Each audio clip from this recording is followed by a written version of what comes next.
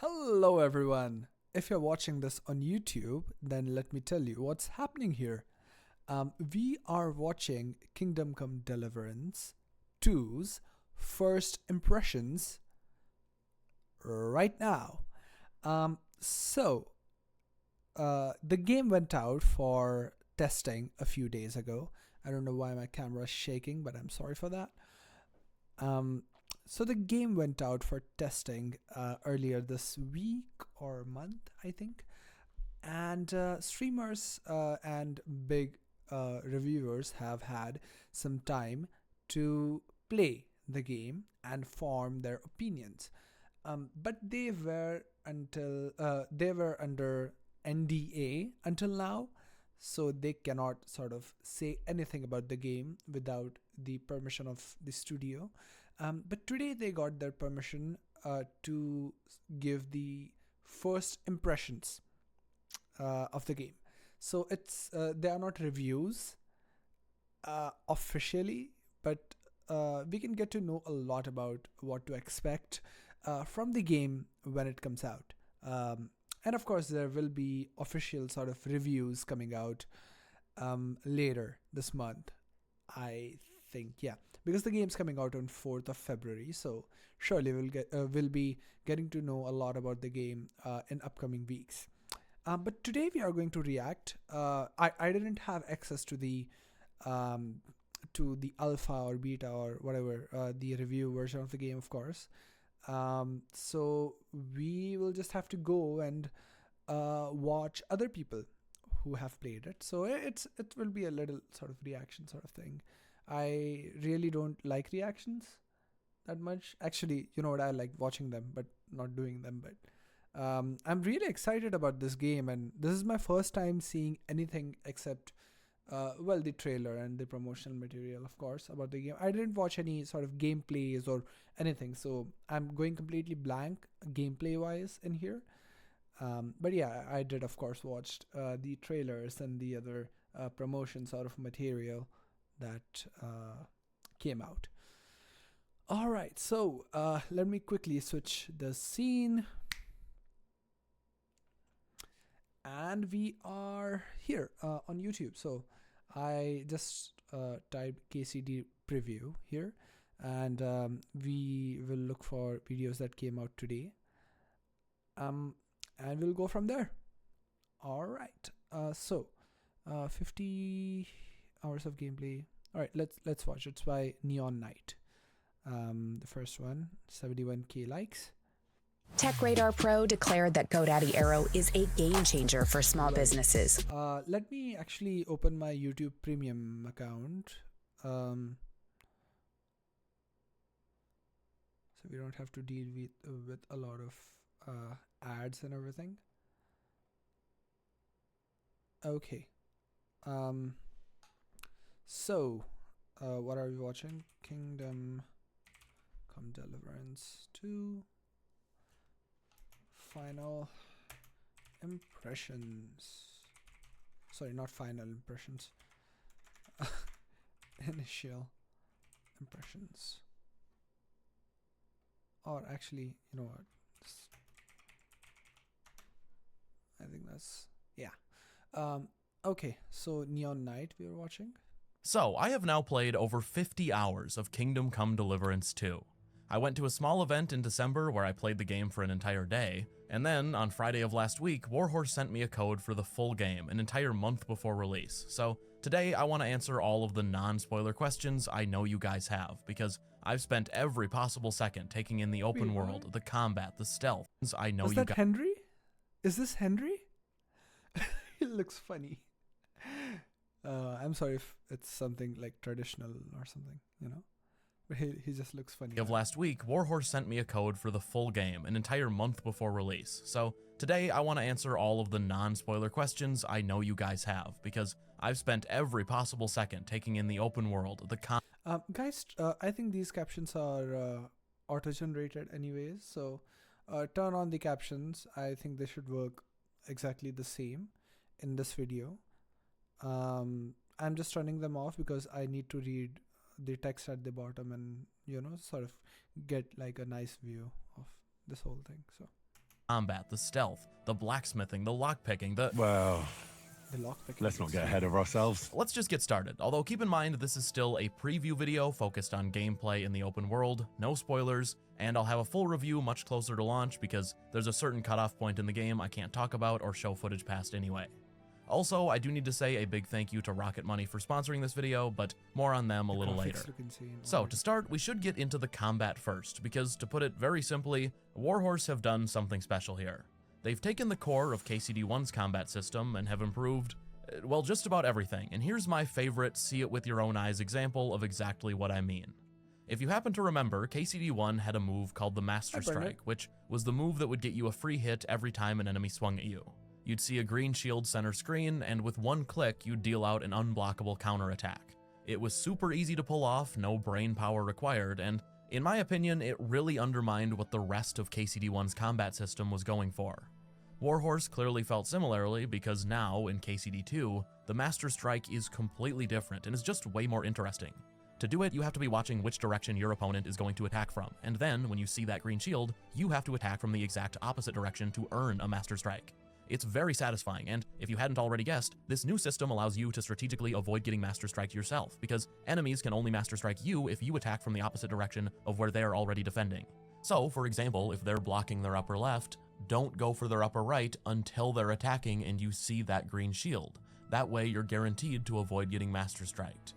Plus, that's not even to mention that the Master Strike is now a sword-only skill, so if you're fighting peasants using clubs, you don't have to worry about getting Master Striked. That move is what now sets refined sword fights apart from beating bandits down with the more brute force weapons. Overall, Warhorse have just put a lot of effort into making the different weapon types feel different. A fight with long swords feels like a truly thoughtful battle, whereas if you're going after roadside bandits while armed with— Ooh, see, they have water. They have water.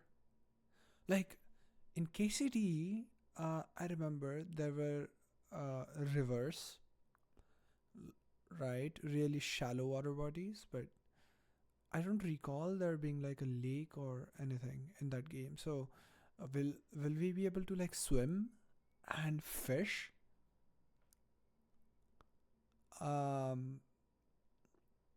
Let's hope so, right? With an axe or a mace, you feel like a brute because you are one. That's the idea, and it's fun in a completely different way. Alert! Next up, though, I want to talk about the open world exploration in KCD 2 because it does not disappoint. I frequently found myself, even during that one-day preview event, having random NPCs telling me about rumors they'd heard that I'd then try to verify, or giving leads on loot that every single time I would take as a challenge to track down somewhere on the map. Did some merchant mention spilling his inventory south of your location? Well, if he did, the game won't disappoint you. You'll be able to find it, and it'll be worth your while. Did the bailiff mention a bunch of fresh graves near the village? Well, if you're not afraid of getting your hands dirty, go dig those graves up, and if you hear gossip about a goblin's hut, well, no spoilers, but the hut you hear the peasantry speak of is real, though I'll let you find out for yourself what's inside. Overall, though, KCD 2's world just has more consistently interesting open-world content than the first game did. It very much rewards unguided exploration, and the actual side quests, like the substantial ones you'll be led directly to, are very high quality as well. There are a ton of them, and while I want to keep this video very spoiler-free, the one thing I will say is that if you loved the quest in KCD 1 where Henry and Father Godwin share a wild night out together, well, KCD 2 has what I'd call a very long spiritual successor to that quest. One I can't wait for people to experience. Well, I just want someone to love me. Oh, Henry. Noble ambitions. He's talking to a dog. Can't believe they did this. I also want to point out that building your Henry up, because after the prologue, I'll keep this vague, but essentially you're left with not even a shirt on your back, plus your stats take a hit around then too, but he's substantially more well-built, seems like his character model is. Recovering your Henry from that both like quality-wise and character model, of course, but like his body as well. Whew, Henry, you've been training or something. low point doesn't need to be a long, grueling process. It's not like Warhorse factory reset him. At the preview event I went to, one of the very first things I did was leave the starting town and head into the open world. From there, I stole some beginner equipment from a grave, then found and killed a bandit with nice armor, and then, after equipping said armor, I was pretty much good to go. I wasn't powerful, but I was able to get by perfectly fine. Some are not going to love to hear this, some will, but this was leave the starting town and head into the open. Keep this vague, but essentially you're left with not even a shirt on your back, plus your stats take a hit around then too, but Ouch. recovering your Henry from that low point doesn't need to be a long, grueling process. It's So not this like is in the start, so That is good. you know, I like, also want to point we started out the game as a blacksmith's son, so we were pretty much a noob, right? The Kunesh, the nail and hammer guy, in our repo job, we got our shit beat out if we did, poorly in that fight with him. And later in the story, he's just like a beggar around Rate or something, I think.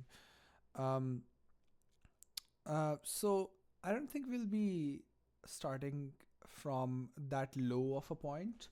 And I think he pretty much confirmed it because we did learn a lot, right? We were a badass by the end of the last game. So it's just not. It just like makes sense to sort of not power down or reset Henry, just so you can provide that character progression again. It's not rinse and repeat. So kudos to them for that. And yeah, let's listen to what this guy has to say again, because I think this is one of the more important sort of points. I'll still put it in 1.5 because I just listened to it, but yeah, I just want to listen it again. point out that building your Henry up, because after the prologue, I'll keep this vague, but essentially you're left with not even a shirt on your back, plus your stats take a hit around then too, but recovering your Henry from that low point doesn't need to be a long, grueling process. It's not like Warhorse Factory reset him. At the preview event I went to, one of the very first things I did was leave the starting town and head into the open world. From there, I stole some beginner equipment from a grave, then found and killed a bandit with nice armor, and then, after equipping said armor, I was pretty much good to go. I wasn't powerful, but I was able to get by perfectly fine. Some are not going to love to hear this, some will, but this isn't like KCD 1 where Henry just sucks at everything when the game starts. Instead, he's okay at things, even at his lowest point, so just acquiring decent armor already gets you in a pretty good place. And that's not even to mention that for free, with a little effort, you'll be able to recover Henry's horse Pebbles and his dog Mutt. So really, instead of thinking of it as building Henry up, like I said before, you're more putting him back together at the start of the sequel, and I think it works really well. It's a good balance. You don't have a Henry who is instantly overpowered, but you still have a Henry who feels like the one who experienced everything he did in the first game. Now, that said, before I get into talking about stealth and the new crime system, plus the new blacksmithing minigame, I do need to quickly tell you about Rocket Money. To get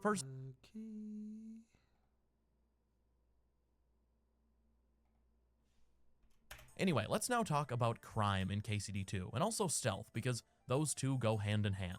Now, keep in mind, most things in the stealth category especially are basically unchanged.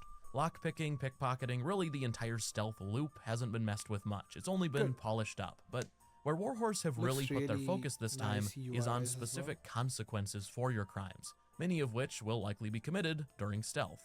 For example, there's now a lot more depth in terms of NPCs recognizing things you stole from them if you're dumb enough to go back to their house wearing their clothes.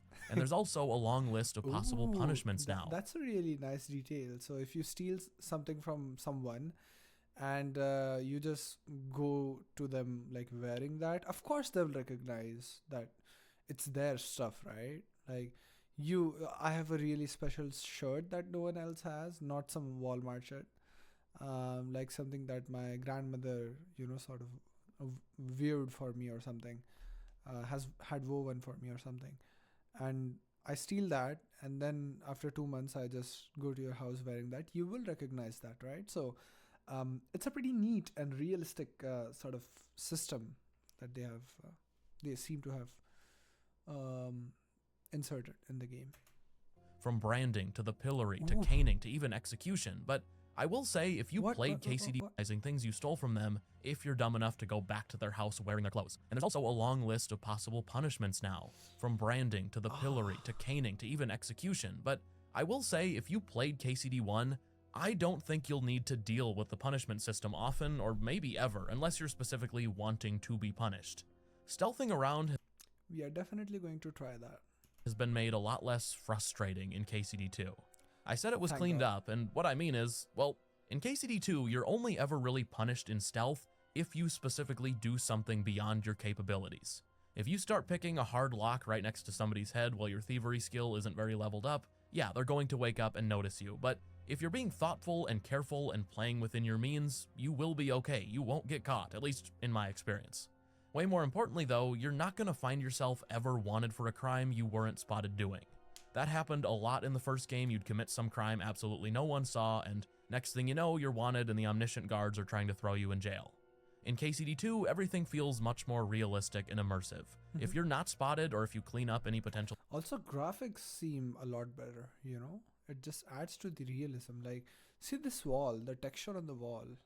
witnesses, you will get away with it. And even if you do get caught and don't want to resort to murder, you can often make deals with the eyewitnesses. I won't let you get away. Oh, that's a really neat system, you know? Because in real world scenario, let's just say, okay, you walk into a Subway or a McDonald's, right? And there is a burger which is on the counter and it is for someone else. And if you sort of pick it up and someone catches you, they're not going to run on the street shouting like police or something, right? So that is one of the things that I found annoying about the first game, that okay, you caught me, all right, stealing something, but do you really have to go and run on the streets? Like if I have a bow on my back and you can see it, I'll just shoot you. So I mean, if we are in isolation or something, but like, yeah, just like let it go, right? Or take some bribe from me, like settlement outside the court sort of shit. So this is really nice. Away with this. I apologize. I must have made some mistake. But surely you'll gladly forgive someone of my standing, won't you? All right. No doubt it'll come in handy one day to be in your good books. Yes. So run along. But don't try anything like that again. You might lose a little reputation doing this, which, by the way, reputation works very similarly to how it did in KCD 1, but my point is that the new crime system is something you'll most likely avoid unless you're planning on doing a run where you're a criminal who's just really bad at what he does. Anyway, one new crime mechanic I want to mention is that you The horse. Wow. See the build of that horse. He just looks like a straight up unicorn or something. can now steal horses Without and wings either and horn, sell of them course. or permanently acquire them. In the first game, you could steal a horse, but they wouldn't be yours and they couldn't Wait, be what? sold. Really bad at what he So does. you can steal horses. Anyway, one and new use crime them in mechanic this I want to game. mention is that you can now steal horses and either sell them or permanently acquire them. Really good. Something that is also missing from like games like RDR or something. In the first game, you could steal a horse, but they wouldn't be yours and they couldn't be sold. But now, any horse you steal can be taken to a black market dealer who will either pay for it or will train that horse to be loyal to you and respond to your whistle. I'd like to keep this horse. I hope the old one served you well, and that it won't be tough to say goodbye. There's even a trade-in system where, if you already have a horse in addition to the stolen one you want to keep, the black market merchant will deduct the price of your old horse from the cost of his services. So the horse merchants are Apple basically, but I'm pretty sure they are gonna give you better rates than Apple gives for their iPhones. And if I deduct the price of yours, this is what I get. Take it or leave it. A couple of other stealth-related additions: you can now throw rocks as a distraction, and you can also whistle in stealth now. Basically, if you're crouching instead of calling for your horse, Henry will do a quiet whistle that can draw enemies to you, which is especially useful if you're trying to take the stealth approach in combat. Stealth combat is something I definitely need more time with. Early-ish game, it's extremely similar to KCD 1, but we'll revisit this topic when I can post a full review. Quite frankly, I haven't needed to stealth kill much because with my experience from the first game factored in, I haven't really struggled when fighting multiple enemies, which was the main reason I'd ever stealth kill in the first game to begin with. Anyway, before moving on to performance and bugs, at least my impressions there, which I want to talk about, we should cover blacksmithing and alchemy, and I single those out because of all the mini-games in KCD, these are the new or updated ones. Blacksmithing, of course, didn't exist before, and alchemy has quite a bit more to it, so let's start there. Now, keep in mind, I loved alchemy in the first game, but If you didn't and thought it was tedious, you probably won't like it in KCD 2 either, because the foundation of this system is the same. But, in my opinion at least, everything they've changed or added has been for the better. So Now, good. granted, certain small additions to graphics? the process don't make much The graphics? of a difference. Like, you See that water? See those reflections and stuff? now have to lower your pot onto the flame to get it boiling instead of using the bellows, and the bellows are now only used for specific potions that need to be boiled hotter. But what I really loved and mostly want to talk about here are the new potion variants. In KCD 2, you'll quickly notice that each type of potion has 3 types: weak, regular, and strong, and which version you get comes down to 2 things: your accuracy in following the recipe, and the quality of your ingredients, because one thing to keep in mind is that in KCD 2, herbs and flowers you collect now go rotten like food did in the first game, so to avoid that you need to Makes a lot dry of your sense. ingredients on a rack to preserve them. Maybe that sounds annoying, but it's not. Drying your ingredients is free, there's a rack next to most alchemy benches, and drying them also brings their quality up to 100%, so it's well worth doing. Anyway, the better quality potion, the more and stronger effects it will have. So, with Marigold, for example, a regular version will heal 25 points of health per minute and helps cure a hangover if you have one. But a strong Marigold potion will heal 40 points of health per minute and instantly cures your hangover. Another example, even a weak Savior Schnapps will save your game, but a strong one will not only save your game, but it'll also heal you and increase your stats for 5 minutes. So, if you save right before a tough situation, you'll go into that situation strengthened up. The variants just add a lot of depth to alchemy Doesn't and that make just potion use promote a save booting? lot more fun, at least with the strong ones. Since I brought Savior Schnapps up though, this has been known, but they are indeed still in the game, although I will say Warhorse were definitely telling the truth when they said KCD 2 autosaves more. I have had 0 frustrating losses of progress, quests autosave a generous amount, so where you'll actually need the Savior Schnapps, or at least where they'll be nice, is when you're out exploring in the open world but aren't doing a specific quest. Then the game can go along. Since I brought Savior Schnapps up though, this has been known, but they are indeed still in the game, although I will say Warhorse were definitely telling the truth when they said KCD 2 autosaves more. I have had 0 frustrating losses of progress, quests autosave a generous amount, so where you'll That's wonderful, because I personally didn't have any problem with Savior Schnapps. I think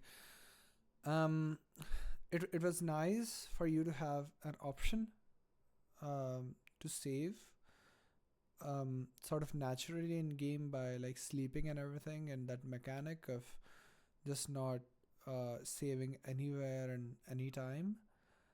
I do appreciate it auto saving a lot more, because you might be doing a really hard sort of job, and like you are substantially ahead in that, and then you may lose sort of your hard work, like rather than time. Yeah. you'll actually need the So I think it's a good thing, Savior Schnapps, or at least where they'll be nice, is when you're out and it's also a good thing that they kept Savior Schnapps. exploring in the open world but aren't doing a specific quest.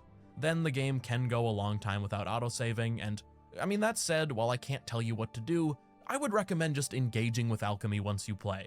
It makes everything a lot more fun, and if you want to save your game more, Savior Schnapps is your friend, and it's easy to make. Next up though, let's talk about the new blacksmithing minigame. Of course. This was famously cut from KCD 1, kinda weird since Henry was raised as a blacksmith, but we finally have this minigame, and, well, in my experience, so far at least, it's pretty simple. You can find or buy blacksmithing components. I tended to find them when shooting down bird nests, plus they can often be stolen. And then those components can be used after you find or purchase sketches which tell you what you need to craft a sword or whatever it is you're looking to make. The actual minigame itself is really simplistic. You just heat up a piece of metal until it's yellow, and then bang on it in what is essentially a rhythm game. Henry will whistle once you found the right pace.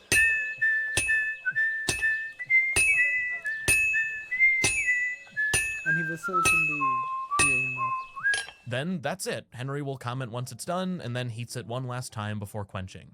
Honestly, it's right in line with the other minigames. It's less complicated than alchemy, but more complex than pretty much anything else. It fits right in.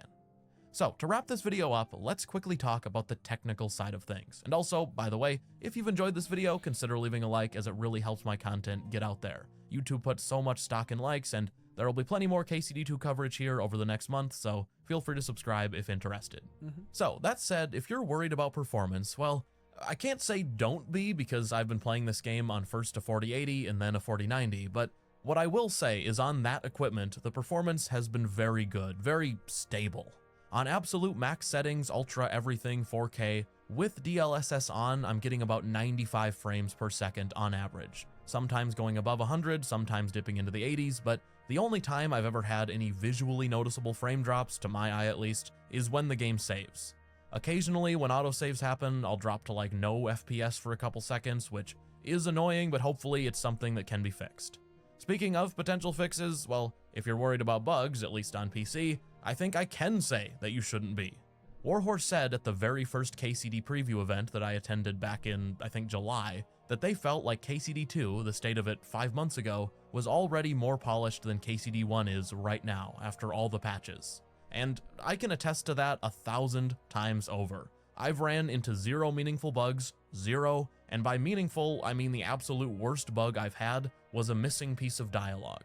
No broken quests, no forced reloads because I couldn't progress, no falling through the map, nothing of the sort or anything even close to that. This game, at least up until the point I can't talk past, which I haven't played past anyway, is incredibly polished on PC. Anyway, I think that is all for me today, and keep in mind, this is just a preview. I'll have a full review around launch. Even the character model seems so realistic. Whenever that embargo lifts. Thank you all so much for watching. Thank you to my patrons, as always, for their support. Good video, good video. Okay. So, it was this one, 50 hours of Kingdom Come Deliverance. Now,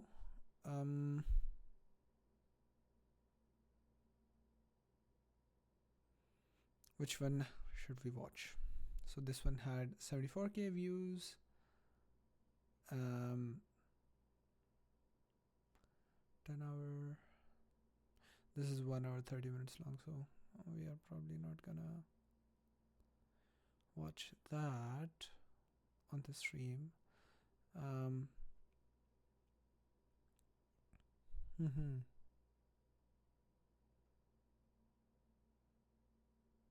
Oh, Sexy Biscuit, of course. This was my first impression of Kingdom Come Deliverance. This guy is legendary. I mean, he has been covering Kingdom Come Deliverance stuff for a really long time, and he did not give up on the game, even when there was like no possibility. Not no possibility, but no way to tell that there was a second game in development. For like last 7 years. I think KCD came out 8 years ago now, or like 7 years ago now. Yeah. So this guy has been creating content about KCD for 7 years, and he didn't know that the second part will come out or not. So do check out his previous like old videos and stuff. There's a lot of good shenanigans and everything happening there. So yeah. Deliverance 2. Hello. This was my first impression of Kingdom Come Deliverance 2. Hello. I actually am crying. I just booted it up on my PC. I have the game. Oh my god. Watch this part on his channel. I really want you to go and sort of... also the previous video, go on his channel and give that video a like. And we'll also sort of... and we will also sort of react to it. Bugs performance, combat archery. You suck. Waiting for this game. The game exists, goddammit. Yeah, I might have cried. It's fine. I've been waiting for this game. I just skipped that part because I really want you to go and watch his video. It will be more personal there. But yeah, let's go on with the review. Since the original release, this whole channel has been built around talking about Kingdom Come Deliverance and its upcoming sequel. But now, only less than a month away from release, I got given the opportunity to play Kingdom Come 2 in my own time and give you my first impressions of this massive open world RPG. There are going to be positives, there are going to be negatives. Even though this video is sponsored by PlayOn, I'm going to be as honest with you as possible, because Kingdom Come Deliverance means a lot to me. But without further ado, hello, our hero Henry. The fellow who helps his fellow man. His fellow man. Henry, let's drink to Henry. He gets the job done the best he can. Yeah! Now, I will preface this, the footage you're going to be seeing in the background is pre-release, so any bugs or weird things you see are most likely going to be fixed in the day one patch. And I've been told that there is a day one patch in the works right now. Scheiße! And actually, let's talk about bugs and my impressions of those so far. Guys, they did it. They did it, guys. There's no bugs. Well, there was one. I saw a cat hovering through the air. But apart from that, so from these first impressions, Warhorse Studios has done an absolutely fantastic job of getting this game up and ready for release. When you're working with a massive open world game with a ton of NPCs, things are bound to happen. And I'm not saying that my experience is going to be the same for everyone, but comparing this to how Kingdom Come Deliverance launched, and this is still in the preview stage, I think this is absolutely brilliant. So well done, Warhorse.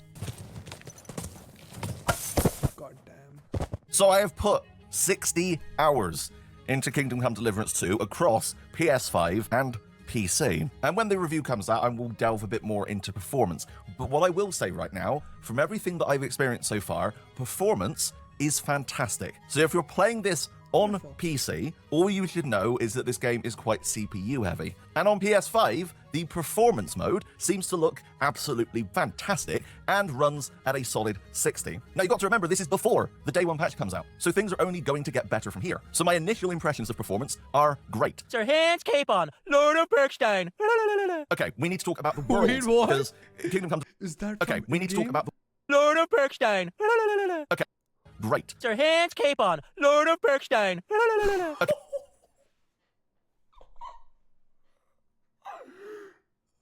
I can't believe they did that.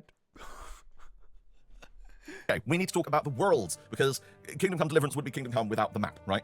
There are 2 maps in Kingdom Come Deliverance 2. I can only talk about the first map, which is the Bohemian Paradise and Trotsky map. If this had been the only map in the game, I don't think I would have noticed. It's so densely packed with little things to find, and details, and characters, and animals, and all these other things. It reminds me of those first days of playing Kingdom Come Deliverance and venturing out into a forest and getting completely lost. And there is all this bird song and overgrowth, and maybe a noise, a twig snaps in the distance. You don't know what that is. You hear wolves howling, and you're thinking, are they real? Well, this time they are. Wolves are real, and they are terrifying. But it brings back those memories of wonder. And that's what I've experienced so far, is what's that way? What's over there? And that's what I play open world games for. It's the exploration, it's the wonder of it all. It's not quantity over quality, it's a balance. And I can't wait to dive in and experience it more. But a large map wouldn't be very good if there was nothing. Let me fix my camera, guys. It's really annoying the heck out of me. Yeah, sorry about that. Not very professional, but we are trying to make do with what we have. Okay, whatever we have. All right, that should be much.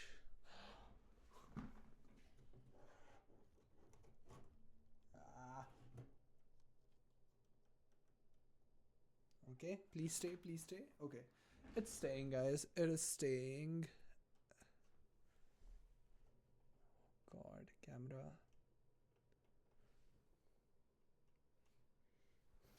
Okay, good.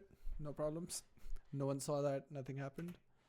To do in it, and that leads us into activities. So if you've played Kingdom Come Deliverance before, you probably have a good idea of what we're going to be finding here. So far, I have found the best game ever made, Farkle, combat training, random encounters make a return, and there's a ton of different ones I've seen finding here. So if you've played Kingdom Come Deliverance before, you probably have a good idea of what we're going to be finding here. So far, I have found the best game ever made, Farkle, combat training, random encounters make a return, and there's a ton of different ones I've seen so far, but there's probably a ton more, so that's really cool. Alchemy, of course, and blacksmithing, which is brand new to Kingdom Come 2. Now, I'm going to get to blacksmithing later on in this video, so hold on for that. Seemingly everything from Kingdom Come Deliverance is returning here, so if you knew that game, then you're going to be very happy, but also there are some new things, and I'm not going to mention them, I want you to find them for yourself. But one of my favourite things to do is combat training. Don't worry, I'll get him. Ah! And that leads us nicely into combat. combat. So if you've never played Kingdom Come Deliverance before, the combat system was unique. You use the analog stick to point in different directions, kind of like For Honor, and then you block and parry by aiming your sword at the same direction as theirs. Now, there were different things you could learn, like the parry ability and the Master Strike, and those do return here. There is one less pip now on the aiming reticule, and they have modified the buttons around quite a bit. For instance, RB, which used to be the jump button, no longer exists, but you're able to pull that off by pointing down and pushing forwards. So everything is still here, and I will say the combat definitely has more depth than it did in Kingdom Come Deliverance. One of the biggest We already the saw option. the One thing combat in last review, and it's quite a big part. So definitely isn't easier is lockpicking. And for those that know, lockpicking in Kingdom Come 1 was a nightmare on controller on launch, and they made it a little bit better by using the simplified scheme, which now carries over to KCD 2. That is the default now. I will say I was struggling super hard with it when I started playing KCD 2, but with some practice, it's got easier, and now I'm able to do very hard locks. But I have used the crossbow. I found it harder to aim than the bow and arrow, which was a bit surprising, but it definitely is good. It's just not my cup of tea. I prefer the bow now. I've kind of ruined myself by getting quite good at it. So yeah, I will definitely be digging into the crossbow and then later on the gun, or the pistol, which looks really fun. Stealth is another thing that I want to talk about here, because this is something that was heavily upgraded, seemingly, from Kingdom Come 1. Kingdom Come Deliverance's stealth system was hit or miss, to say the least. It was doable, but it never felt consistent, in my opinion. There was always some oddity to it. But what they have done here is they've made it like Thief or Splinter Cell, where darkness definitely plays a factor, and you have to, of course, make yourself less noisy, less conspicuous, that kind of thing, very similar to KCD 1, but it really feels like it makes a massive difference. Doors play a key part here, so if you're wanting to sneak around houses, make sure to remember what was closed and what wasn't, because if there's guards in a building, they will... The footage of the game is so beautiful. I'm just mesmerized about it. But yeah, it completely makes sense. The darkness and everything in the stealth now. Really, really realistic. No pun intended. Will notice, and they'll be like, hang on a minute, I didn't leave that door open, and they will go and close it. And I love that. I think that's really neat, but goddamn is it scary. And a really cool little thing that Warhorse themselves told us is the neat little feature with the photo mode, where if you take a photo in this game, when you exit the photo mode, Henry will say a verbal phrase. He will say, nice one, or interesting, or something like that. And that verbal outburst by Henry is audible in-game. So you cannot be using photo mode for stealth. They will hear you. And I love that. I think that is really neat. But this leads me on to my 2 negatives. Yes, all 2 of them. I travelled long and far to find 2 things that I dislike about this so far. It's also so I don't get sued by PlayOn. So let's finally talk about blacksmithing and the photo mode. First, blacksmithing. Blacksmithing is very cool. It's accurate to how you blacksmith, I presume, because I am not a blacksmith. I don't bloody know. But I will say it looks really nice, and it seems to be accurate in terms of what you have to do. You have to burn metal to the point where it's glowing hot, and then you hit it with a little hammer on the anvil, and that all seems to look quite nice until you get to small items like horseshoes, and then it just kind of, oh boy. So, how swords work is you put them on the anvil, and you can move them back and forth with the hammer, and then you can go down it, bang, bang, bang, right? All the way down. Not the case for horseshoes. Horseshoes, you have free bloody reign with that hammer, and it just doesn't work.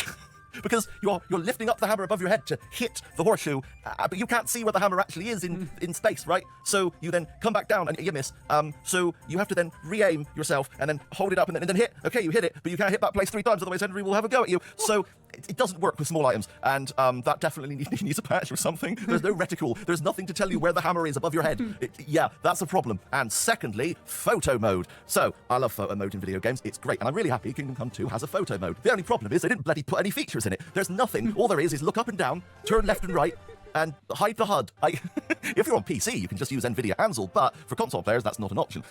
So you have a kind of a bubble around Henry, and you can move the camera around inside that bubble. That's great. The only problem is the analog stick or your keyboard is on like 100,000,000% sensitivity, so you're whizzing around all around the bubble, and it's very hard to actually get fine aim. There should be a little toggle for fine aim, so you can do really nice slow hand shots, or a depth of field slider, FOV slider. I know there are people out there who love photography in video games. There's whole communities of people, and if they updated this in an update or DLC, I don't mind. I just want more features. If this kind of feels like they're like, oh crap, we forgot a photo mode, Jim, throw it in. I don't know. Either way, I like the features. I just wish there was more to it. And that's it. Thank you for coming to my TED Talk.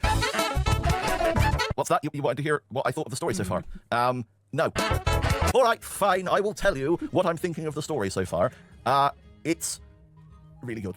It's great. And if you like Kingdom Come Deliverance, then you'll probably really love this. And the performances so far by the one, the only Tom McKay, and of course Luke Dale and all the other casts have been great. And there are some moments for me that rival Father Godwin's quest, if you know what I mean. So yeah, I really like it so far, and I can't wait for you to experience it. But no, I'm not going to be telling you anymore. I don't want to make the same mistake I made last time where I accidentally told you that and then she died.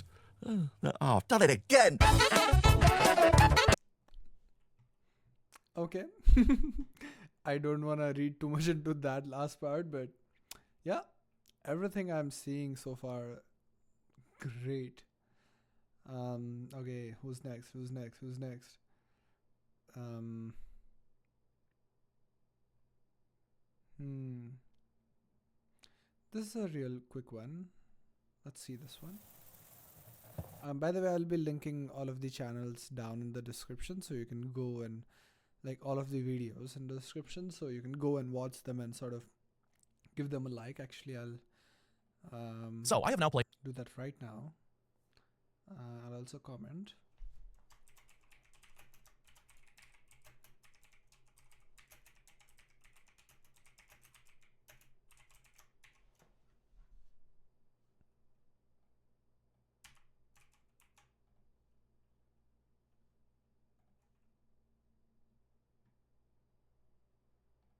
This was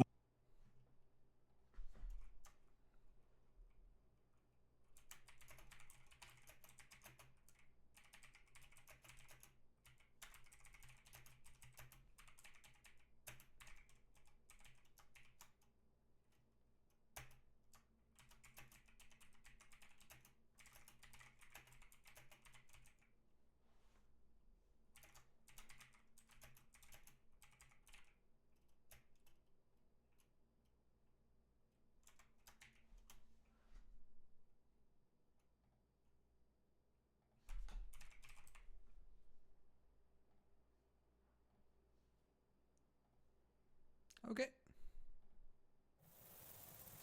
And did I like that video? this was my I didn't. Now I did. All right.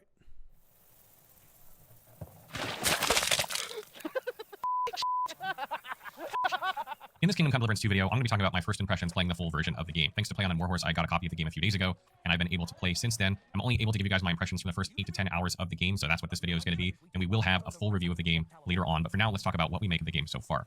Having played the very beginning of the game before, I can confirm that basically the beginning of the game is the same as what I have played, and if you didn't see our previous preview video on this, I can basically tell you that the first hour or two of the game is kind of slow. It reminds me a lot of Red Dead Redemption 2, where there's a lot of like story building, a lot of cutscenes, and a lot of dialogue that's happening. There's a recap of events of the previous game, and it's on rails quite a bit for the first 2 hours or so. You have a little bit of gameplay here and there, but it's really trying to set up this epic story, so it has a bit of a slow start. It still remains that way from what I played before, so just keep that in mind. However, what I will say is that the recap is good enough and the way the story is set up is good enough that I don't think you need to have played the previous game in order to play Kingdom Come Deliverance 2. It's been like, what, 6-7 years since Kingdom Come Deliverance came out, and I haven't played it in that long since the game came out, and I didn't remember tons and tons of the story, but I still felt like I knew what was going on, and the recap helped a little bit, so it's not like you absolutely have to have played the previous game in order to play this one. I will say, though, that Kingdom Come Deliverance 2 throws a lot at you in the beginning, and it's frankly overwhelming, and I'm talking about mechanically. Even if you've played the first game, there is just a lot of systems in this game, which is one of the great things about Kingdom Come Deliverance 2.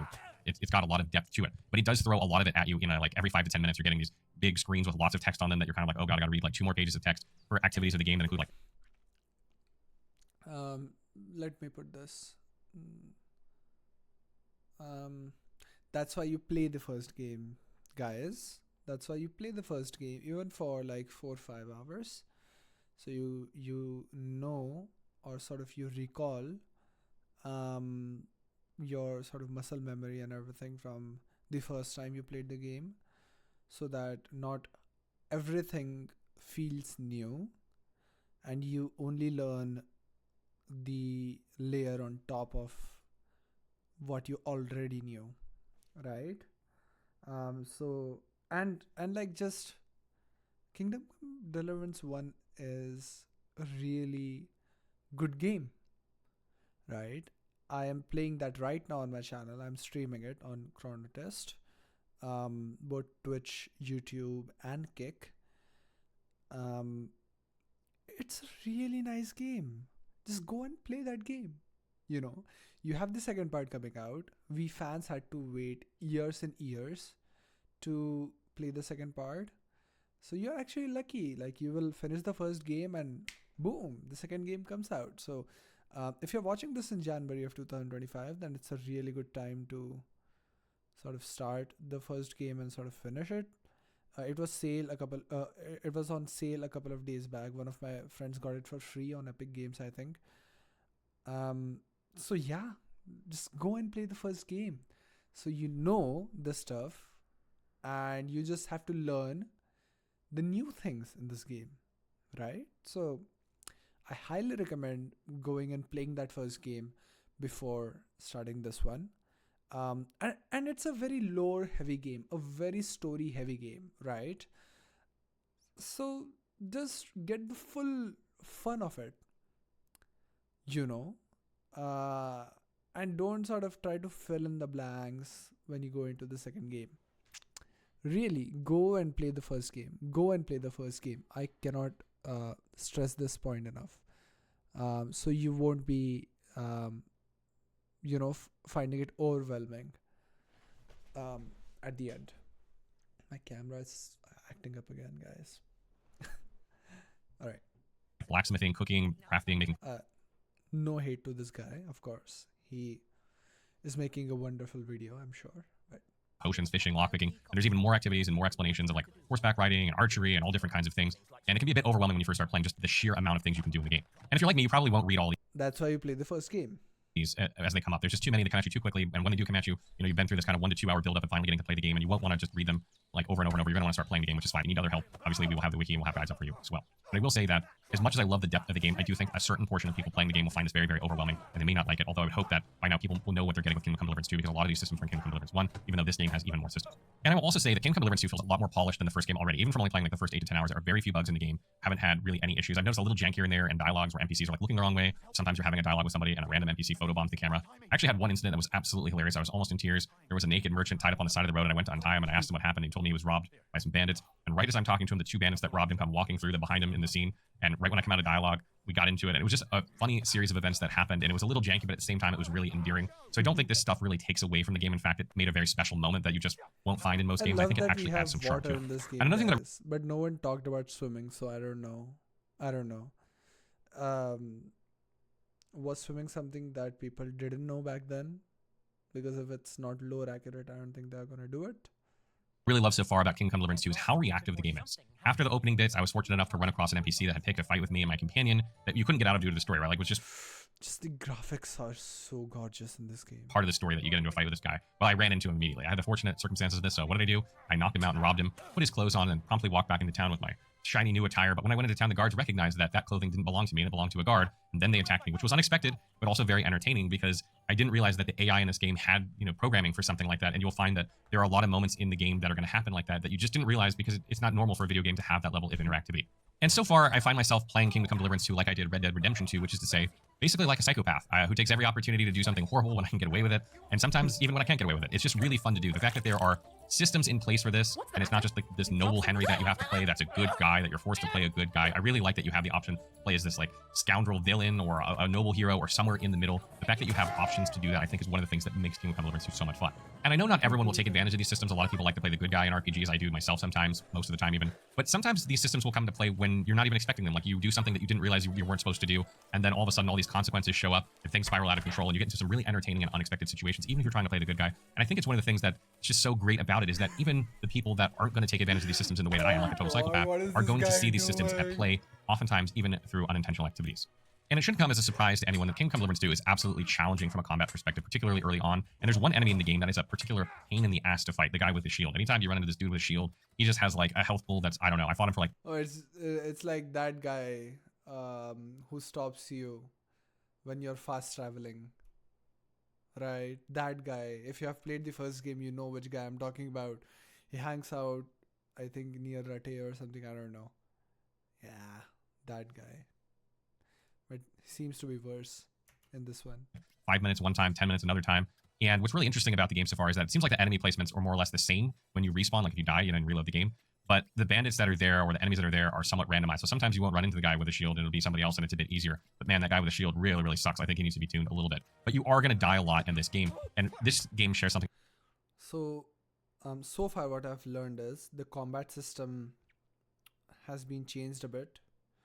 And depending on how skilled you were or became after finishing the first game, it might be a little difficult for you. But if you have not played the first game, then I think it will be a lot for you to sort of learn in this one. So my point stands. Just play the first game, even if it's for a few hours. If you can get it for, you know, at a discount or something, or if one of your friends have it, just borrow it. It's a really good game, guys. Play it. You will. I guarantee, even without playing the second game, that a lot of the mechanical stuff will seem a lot more easier when you play it. When you have played the first one, you know. In common with the first game, which is that Henry sucks at everything starting out. He just sucks at it. And obviously the idea behind this is that, you know, as you gain power, as you improve Henry and he gets better and better at things, it feels good. It feels really rewarding, right? Like you can feel yourself going from an absolute nothing to an absolute badass over the course of, you know, many, many hours in this game. You know, I haven't even reached that point in the point that I'm going, but you can see it heading in that direction. And it's a really rewarding feeling, but like you're going to be bad at things, like because you have low attribute points, you can't use good weapons, and your armor is dinged up, and you have no money, so you can't repair it, and you're low level, so you have less stamina, and you don't have any perks yet. And like even if you're a very skilled player, which, you know, a lot of people out there are going to be playing this game, there are limitations on you just because Henry is kind of set up to be sucky at the beginning, so that he can become stronger throughout. Now that's a really interesting point, because a couple videos back, that other guy was telling us that Henry does not suck. But this guy is telling us that Henry does suck. So the game. And this is a bit of a double-edged sword because some people won't stick it out to get to that point where your character feels stronger and is doing exactly what you want him to do all the time. And they might write that off as jank or maybe not good design choices, but it feels really, really rewarding when you get there if you can stick it out. And I think one of the things that, you know, worries me a little bit is that because the save system is more or less the same from the previous game, although there's a little change to it, you know, sometimes you can get to a fight and just die, and then you're reloading like 45 minutes earlier and having to do all this stuff all over again. that's something else that contradicts with the previous guy, because that guy says that it saves more often. And I think for some people, that's going to be a bit too extreme for them. Narratively, the game's blown me away so far. I'm not going to get into spoilers or anything like that, but apart from some small janky character movements and bugs and cutscenes, the dialogue is absolutely outstanding. The voice The father is a lot more skinnier in this game. acting is some of the best out there. And when you combine that with the game's excellent music, it always feels like... And he also feels a lot more older, as like with most of the characters in this game, but he's dead, so he shouldn't age. Like you're on an adventure of this really grand scale. Like you feel part of this grand epic tale that's being told, even when you're not particularly doing anything grand at the moment. When you don't feel like skipping through dialogue, you know, in a day and age when people have very short attention spans and it's very hard to get people to pay attention for long periods of time, you know you've got something good. When people are really listening to the dialogue as told by the characters, even from characters that don't have a significant importance in the overall plot of the game.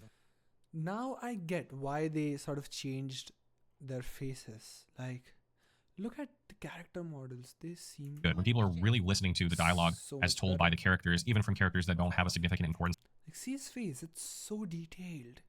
I can see each single strand of hair on, like, you know, the stubble hair on back of his head. It's really, really nice. In the overall plot of the game, I think that says a lot about the game. And lastly, before I wrap up the video, we'll talk a little bit about the graphics. The graphics of the game are absolutely outstanding. Kingdom Come Deliverance 2 is one of the best looking first-person games out there. This is kind of par for the course. Kingdom Come Deliverance 1 was, of course, very beautiful itself, so that's not a big surprise. And I find myself just getting lost in the lush forests of Bohemia and not really particularly caring where I'm going or what I'm doing. I'm just happy to be there. I'm just happy to be in that game world. It's so vibrant and lush and just exploring inside of it. Additionally, the game runs pretty damn well, which is a huge plus considering, you know, you never know what you're going to get these days with modern games. Some of them run well, others run like crap. So I was getting around 90 FPS, I think, on 1440p settings with a 3080 Ti, and I had everything on Ultra, which made the game really smooth. And I didn't run into a single slowdown or hitch yet. You know, I'm not that far into Even the NPC character models are so nice. the game. I'm only 8 or 10 hours into the game, so we'll see how, you know, the overall performance of the game as a whole is as you go further and further. Still haven't made it to the major city yet, where there are like hundreds of NPCs, which, you know, should be more taxing on the system. Hopefully it's fine, but I don't know like how the whole game's going to be. But so far, it's running really, really well without any crashes or anything like that. So I'm really excited to see how the overall performance is. It's performing really nice and it is bug free. What more do you want, guys? After playing the first game, I was a bit frustrated the first time around, but seems like they have improved on those sort of factors. Really good, really neat. Overall, I'm having so much fun playing Kingdom Come Deliverance 2. It's a very old school game and a very shiny new wrapper. It may be a modern game technically, but it's very much intended for old school gamers and hardcore gamers out there, we'll call them hardcore now, that can read dialogue and figure out mechanics without needing their handheld every 2 seconds. And for those players who will persist through challenges with some trial and error, who enjoy what is essentially a medieval playground to get lost in. Kingdom Come Deliverance 2, though, is not going to be for everyone. It is a game that, will take some patience. There is a little bit of jank here and there. There are some mechanics that are pretty old school, like, going back 45 minutes if you haven't saved recently and you need an item to save. These sort of things that are going to frustrate some people. However, I will just No, so that is a part of the experience of the game, right? You learn to make saverish knobs. But I do get how that can get frustrating. Yeah. reiterate what I've been saying all along, which is that if you're tired of the general direction of the gaming industry as a whole, for whatever reason, and there are lots of reasons to be tired of the gaming industry as a whole as it is, True, I agree. then you should love this game. And while I've not made it through the entire game yet, as long as nothing changes much from the first bits, I think what's safe to say, this game will probably be one of the best games this year. And these games don't need microtransactions, right? And so far, I've not heard of any. And I hope, I believe, in Warhorse Studios, and I hope they don't introduce those at any point. But yeah, that's a thing that I really admire about these people. Because if Ubisoft made these games, first of all, the UI would be ridden with unnecessary things. Stay tuned, we will have more Kingdom Come Deliverance. You won't have this sort of clean UI. They reuse a lot of things in all of the games, like system wise and everything. So first of all, that janky UI, and don't get me wrong, I absolutely love their good games like Far Cry games and everything. Absolutely nice. But yeah, there are some tropes with studios like Ubisoft. I'm not coming off directly at Ubisoft here, but you do get what kind of studios I'm talking about, right? Yeah, so if Ubisoft or a studio, a big AAA studio made this game, they would have all sorts of microtransactions, and sort of, if you want this hat, then you'll have to buy this sort of package and everything. They do have a few editions of this game, which is fine with me. Even in the olden days when you used to buy CDs, there used to be golden editions and all of those things. So I'm completely fine with them shipping certain extra features for extra sum of money, but I'm not okay with them locking each and every, even like the smallest pieces of clothing or something like a stopwatch or a hat behind real world money, which is really greedy of them, because to enjoy all the content of game, you have to spend thousands of dollars. To content on this channel, but it's going to be a lot closer to the launch of the game in February, including a full review of the title. So if you want to know what our final thoughts are on the game, stay tuned for that. But for now, just keep in mind that I think this game is going to be one of the best this year. So what do you guys make of Kingdom Come Deliverance 2? Are you happy to have heard some of this? Is this all things you kind of figured out already? Is it music to your ears? Let me know if you have any concerns in the comments below. Absolutely. 2025 is a very... Loved it. Loved all the things that I've seen so far about Kingdom Come Deliverance.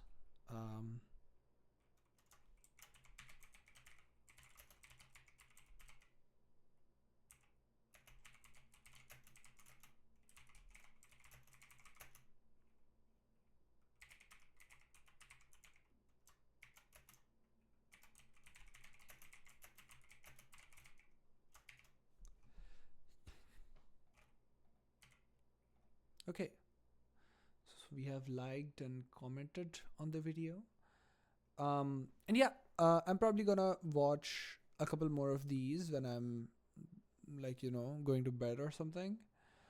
But do check them out. Do specifically check the ones that I watched here out, and give them like a like and a sub. If you like their channel, then give them a sub, but at least sort of go and give them a like and comment on their video. And I'm probably going to sort of stop. Or should we check out one more video? This one seems really short. Let's see if I can find a really short video. I think there won't be any shorter than that. We can do a quick comparison, but yeah.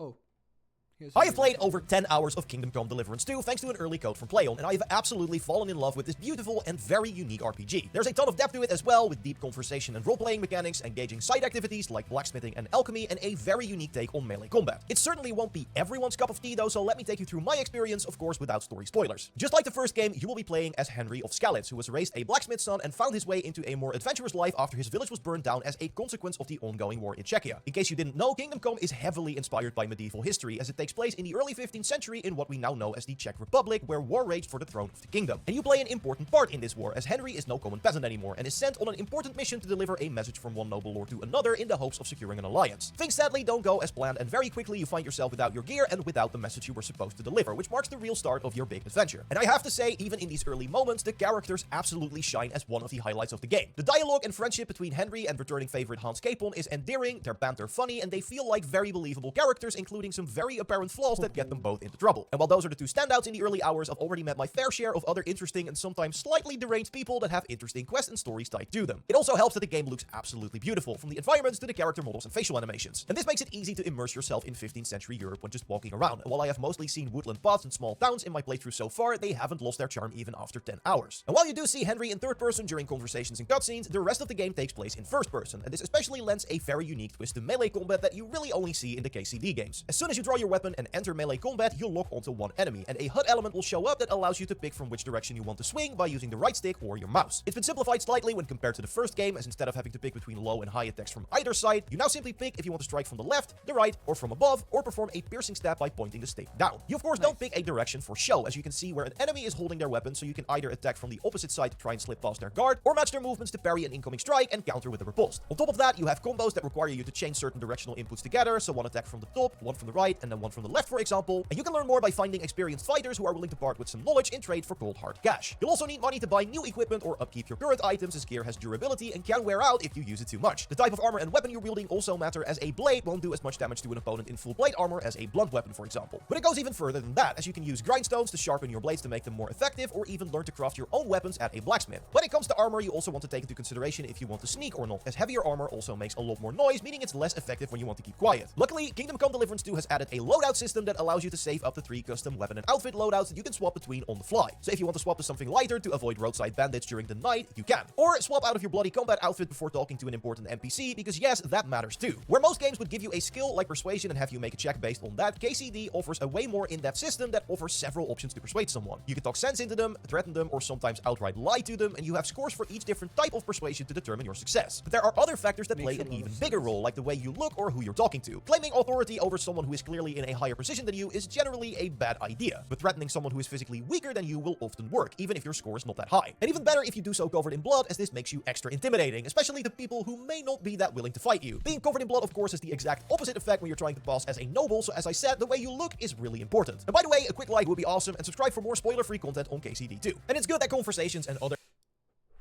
Those blood graphics, the fluid mechanics in this game. Whew, did you see that blood flying out in the air? Wow.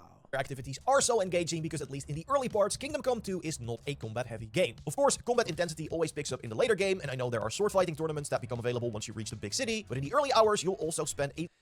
See, by this point, if you have played the first game, if you are playing this game only for combat, then you're missing out on a lot of other things.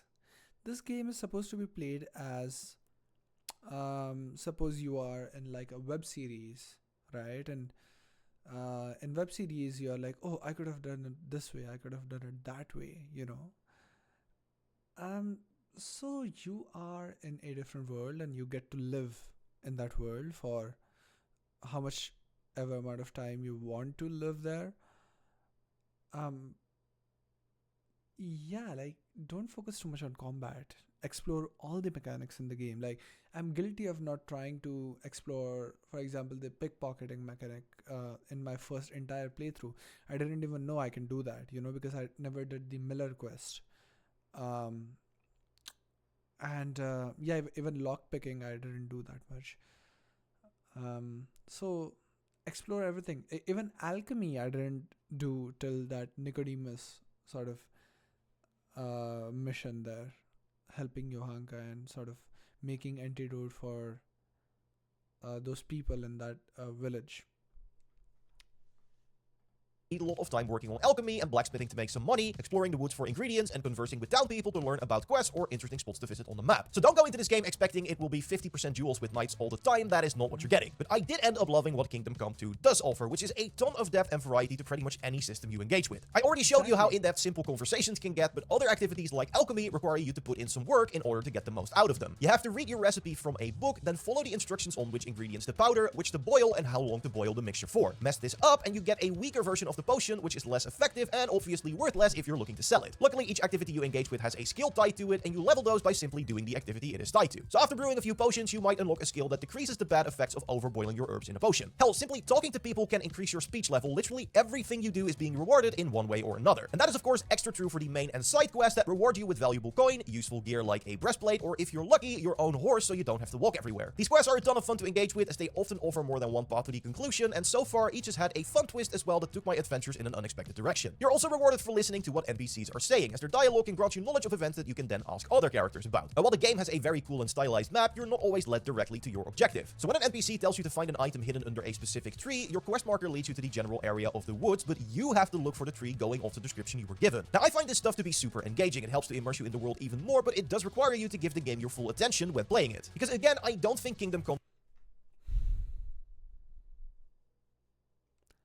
The graphics, guys. The graphics. The graphics.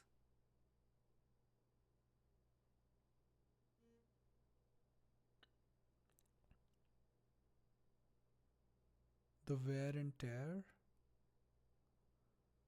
The fluids. The sort of light bouncing off, like off of his body, and the background and everything. Deliverance 2 is a game for everyone. After an exciting intro, the rest of the game's opening is a pretty slow burn, mostly because you have to learn about all of the complex mechanics in play. That also means it is wise to fully read and comprehend the often multi-page explanations to these mechanics, in a time where I feel a lot of us have gotten kind of allergic to any kind of tutorial messages. And while the game does a lot to explain the relevant plot points of the first game, you're missing out on a lot of context if you did not play it, especially when it comes to the returning character. Exactly. Just play the first game.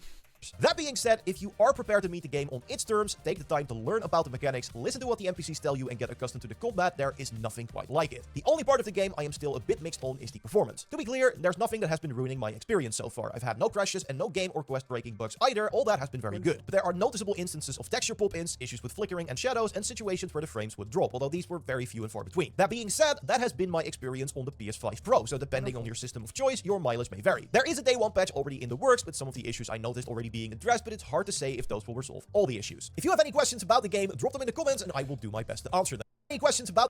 Okay. These liveries and everything, like the fabric, you see how that's moving in the air? Noticed already being addressed, but it's hard to say if those will resolve all the issues. If you have any questions... Like, how natural is that? I know it's just a cutscene, guys, but... all the issues. If you have any questions about the game, drop them in the comments and I will do my best to answer them. Subscribe for way more content on the game, including tips and tricks around launch. A like would be awesome, and check out our video. Alright, check out that video, check out this video. I'm gonna comment on this video. Really? I have played over 10 hours of Kingdom Come. I did something wrong. Why am I not able to comment?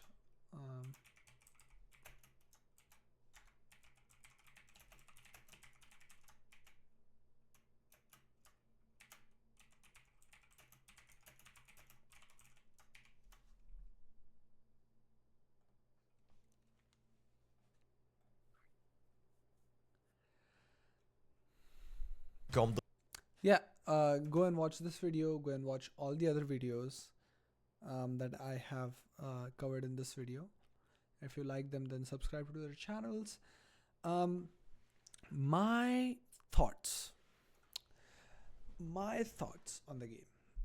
I absolutely love what I saw today. Um, really excited for like the blacksmithing and everything in the game. And the graphics seem absolutely amazing. Like, absolutely amazing. And as one of those guys in the video said, probably one of the better looking RPGs, like one of the best looking RPGs that I've came across in terms of graphics. I cannot wait to play this game. Seriously, I cannot wait to play this game. It's coming out on February 4th. Sorry, my mic messed up there. It's coming out on February 4th of 2025. If you're watching this video after that, it's already out. Go and check it out. If you are watching this before that game, I highly recommend you to play the first game. I know, I can't say it enough. Like, just go and just play the first game. If you have time, of course. If you have more important things to do in life, then take care of those, of course. It's just a game. But yeah, if you can, then please play the first game, guys, before playing this one. If there's one takeaway you want to take from this video, just go and play the first game. That's all I can say. All right. It was fun hanging out with you guys and going through these sort of videos. There is a lot of these on the channel, on YouTube. So definitely go and check out the other ones as well and form your own opinions as well. Now, these videos, they are, what do I say? They are the first impressions. They are not like the final review of the game. They were not even, I think most of them didn't even play after a certain point in the game. I may be wrong. But yeah, there's another map that none of these sort of videos covered, and that is the Gutenberg map, the Kotnahora city map, which is equal to the size of this map that we are being shown in this video. And if I'm not wrong, and if I remember correctly, I heard somewhere that this video, this first map starts just over the hill of the second map. We ride out with Hans Capon, Sir Hans Capon, the Lord of Bergstein. So we ride out with him outside the map of KCD 1. That's where the credits roll. And to continue the story, the game sort of starts from the sequence of us riding out, and it's just like one continue sequence. So if you are playing the first game before starting the second one, and if you are at the end, I would say save that riding out of the map part till the second game comes out. So you just ride out from the first game and then you load the second game, and it is just like one smooth sort of experience. Yeah, so it's really interesting that the second map is just adjacent to the first maps. So also for the RP reasons, if you want to sort of go back to Scarlet's, you can do that. But Scarlet's is not like the first map is not in the second game.